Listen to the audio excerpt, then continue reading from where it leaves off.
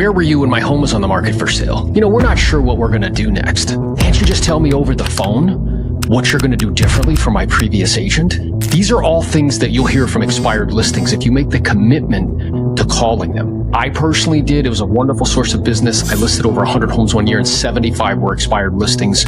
So I'm going to give you what to say and how to say it to get past these initial objections and hurdles so you can continue the conversation and set more appointments. So the first one is we're not sure what we're going to do next.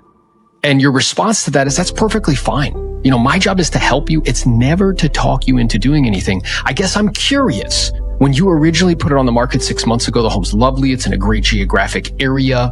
Was there any particular reason you were even considering selling it? Right? And that encourages them to begin to share with you. The second one that you're going to hear frequently is we're going to relist it with the same agent. And if they say that to you, you're like, yeah, okay. I mean, I know that you have options at your disposal. You know, I got to be honest with you. It's really rare that somebody sit on the market for 6 months, not sell and relist with the same agent. I guess I'm curious for my own knowledge. Were you happy with the level of offers that you were receiving on the home? And then just smile, because more likely than not, they didn't receive offers. And they'll say, well, no, we actually didn't receive any offers. Wait a minute. You mean to tell me that you were on the market 6 months with no offers? Well, I certainly don't need to tell you that prior to getting caught up in another multi-month contract that could cost you time and money, it definitely makes sense to get a second opinion just to make sure you're making the best choice this time and then move on to the next question. The third one that you're going to hear very frequently is where were you when my home was on the market for sale? And it's like, listen, I appreciate you asking that. I know underneath that is you thinking to yourself like, oh, these agents are just calling me because they're interested in the listing. And the truth is, when sellers like yourself hire me for the job of helping them get their home sold, I spend all of my time, energy, effort, and resources helping them to sell their home because that's what you'd expect your agent to do, right? Would you want the agent that you hire to sell your home spending all their time and energy and effort to try to help other people sell theirs? Probably not. Whether it's me or any other agent that you would consider for the job this time around, it's really about, do they know exactly what to do to go out and find a buyer once you hire them for the job?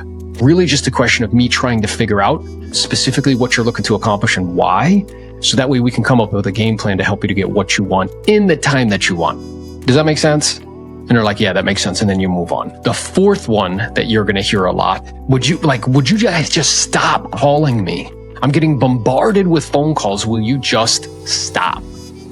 It's like, listen, you know, I understand that you've been very popular today. That's for sure. And I'm imagining that that wasn't your intention when you woke up today. I'll be sure to take it off my list. You know, I'm wondering though, while I have you on the phone, your home's lovely. It's in a great geographic area. When you had originally put on the market, was there any particular reason you were even considering selling it? Right? So by saying, I'll be sure to take it off my list, kind of disarms them. And then we ask another question and continues the conversation. And then the last one that you're going to hear a lot is, can't you just tell me what you are going to do differently? And it's like, listen, I'd love to be able to just share that with you over the phone. At the same time, I wouldn't be able to demonstrate and prove to you specifically what it is that we're doing, right? That is helping sellers in this challenging market, just like you, accomplish their goals and objectives. It's very difficult for me to give you a very clear picture, you know, without physically seeing the property, because that is certainly part of the equation. So I'm wondering, I'm looking here at my schedule. And I'm aware that it is an if we were to connect under normal conditions, would you usually be available in the evenings, the afternoons, and then we close for the appointment? If you like this video, be sure to watch the next one. I needed money for books, and it was December, and I told my parents, and they decided to buy Christmas presents instead of to help me to buy books. They're nice people. They just thought that made more sense. 65% of Americans live paycheck to paycheck. And that was my experience, right? I watched them fight about money. I watched them fight about the cost of my sneakers. If the transmission went out, my dad would have to get a second job delivering pizzas for 8 months to be able to pay for the $900 transmission.